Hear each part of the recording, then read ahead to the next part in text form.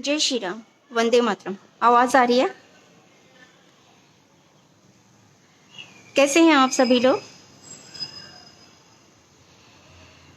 आज का लॉकडाउन परिवार मन की बात का जो विषय रहेगा वो ये है, आपकी आस्था से रिलेटेड।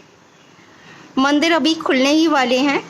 8 तारीख से हमारे सभी मंदिर, सारे धर्मस्थल खोल दिए जाएंगे और आप अपने आस्था के दिए मंदिरों में चढ़ा सकते हैं, जला सकते हैं। तो ये बहुत ही खुशी का विषय है और आप सबको ये जानकर बहुत खुशी होगी कि आप जितना भी चंदा मंदिरों में चढ़ाएंगे उसका करीब करीब 80% मस्जिद और चर्चों में भी जाएगा। जी हाँ, यही है आज का विषय। बहुत ही कड़वा है लेकिन सच है। और वैसे भी आप लोगों ने मुझे बदनाम तो कर ही रखा है कि मैं बहुत कड़वा बोलती हूँ, लेकिन सच बोलती हूँ और यही सच्चाई है। आज से करीब करीब 70 साल पहले 1951 में कांग्रेस ने एक एक्ट बनाया था, संविधान में एक कानून पास किया गया था, Hindu religious and charitable endowment act. वो एक्ट जो है, जो कानून है, वो आपको ये बताता है कि सरकार किसी भी मंदिर का अधिकार ले सकती है, उस मंदिर की ज़मीन को बेच तक सकती है, उस मंदिर पर कहीं कुछ और भी बना सकती है, उस मंदिर के चढ़ावे पर सरकार का हक है।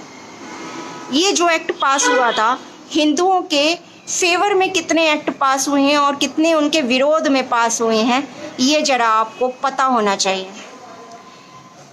जानकारी हमें किसी को भी नहीं है। हम रोज सुबह उठते हैं, जल चढ़ाने के लिए मंदिर भागते हैं ताकि हम चाय चुई पी सकें।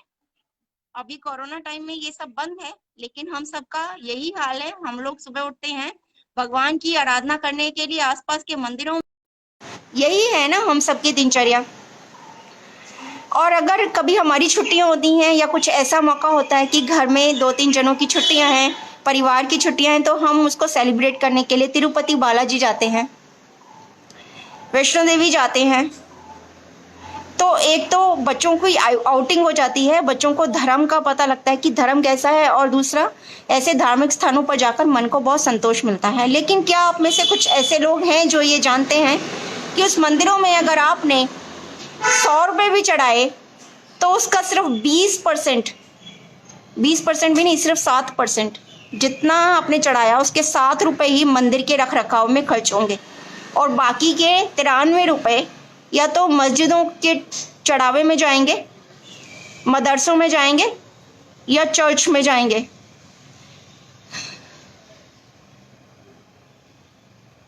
लेकिन यही सच्चाई है, और हम जाने अनजाने अपनी मेहनत की कमाई, अपनी अंधश्रद्धा और भक्ति की कमाई ऐसे मदरसों में सौंप रहे हैं जो मदरसे हमारे मुसलमान भाइयों का भी हित नहीं चाहते। वो अपने बच्चों को ऐसी शिक्षा दे रहे हैं मदरसों में या चर्चों में जहाँ पर कि हिंदुत्व के विरुद्ध की लड़ाई है, जहाँ पर बच्चों को आतंकी बनाया जाता है, उनका ब्रेन वॉश कर दिया जाता है।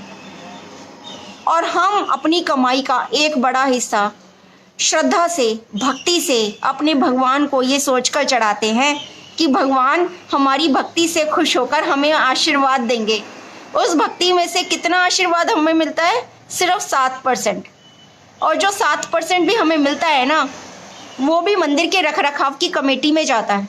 मंदिर के रखरखाव की जो कमेटी बनती है ना, जो उसका ट्रस्ट बनता है, उसमें सभी सरकारी आदमी होते हैं। मंदिर की जो भी बोर्ड बनता है, उसका जो ट्रस्ट बनता है, उसमें सरकारी आदमी बनते, जो उसके अधिकारी होते हैं वो सब सरकारी लोग होते हैं, जो ये डिसाइड करते हैं कि चढ़ावे का पैसा किस चीज़ों में खर्च होगा।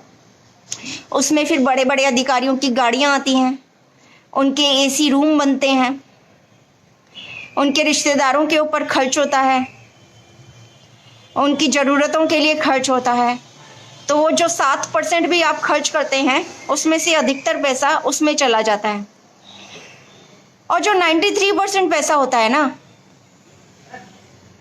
वो अभी तक हज में भी जा रहा था, जो कि हमारे मुस्लिम भाई हम लोगों पर ये ताना देते हैं कि ये सेक्युलर कंट्री है और संख्या की वजह से हमारे ऊपर अत्याचार किया जा रहा है, हमारी बातें नहीं सुनी जा रही, या हमारे को यहाँ पर सेफ्टी नहीं है। क्या उन लोगों को ये पता है कि हमारे धर्म के चढ़ावे के पैसे तक से वो लोग अपनी धर्म को पूरा करते हैं। वो अपने धर्म तीर्थ स्थलों पर जाने के लिए भी हम लोगों के चढ़ावे के पैसे पर ही निर्भर थे अभी तक, इतने सालों तक, 70 सालों तक।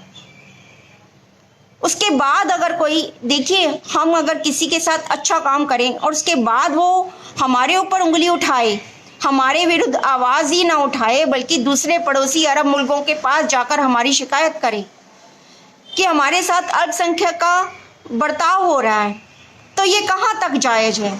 देखिए, अगर आपको मेरी वीडियो देखने में समझ में आ रहा है, अगर आपको लग रहा है कि हाँ, हमें कुछ ऐसी जानकारियाँ मिल रही हैं जो कि सबको मिलनी चाहिए, तो ज़रूर हाथों हाथ आपके पास जितने भी ग्रुप हों उसमें शेयर करते जाइए। ज़रूर सबको पता लगना चाहिए कि 8 तारीख से जब ये आपके धार्मिक स्थल खुल रहे हैं तो आपको कितना पैसा चढ़ावे में वो चढ़ाना है जो आपको मस्जिदों में दान देना है, जो आपको चर्चों में दान देना है। आप समझ रहे हैं मेरी बात? आपको कितना पैसा कहाँ पर दान देना है ये सोचकर आप चढ़ावा चढ़ाइएगा। और इससे कोई भी मंदिर अछूता नहीं है, चाहे वो हमारा तिरुपति बालाजी मंदिर हो, चाहे वो आपका सिद्धिविनायक मंदिर हो, चाहे वो आपका वैष्णो देवी मंदिर हो, चाहे वो आपका कोई सा भी मंदिर हो। सारे मंदिर, जितने भी मंदिर हैं, केंद्र में ही नहीं, हमारी दिल्ली में नहीं, सारी राज्यों में, सभी राज्यों की सरकारों को ये अधिकार है कि वो चढ़ावे के पैसे का कुछ भी उपयोग कर सकते हैं। वो मंदिरों की जगह वहाँ पर कुछ भी बना सकते हैं। उसको वो ज़मीन को अधिकार में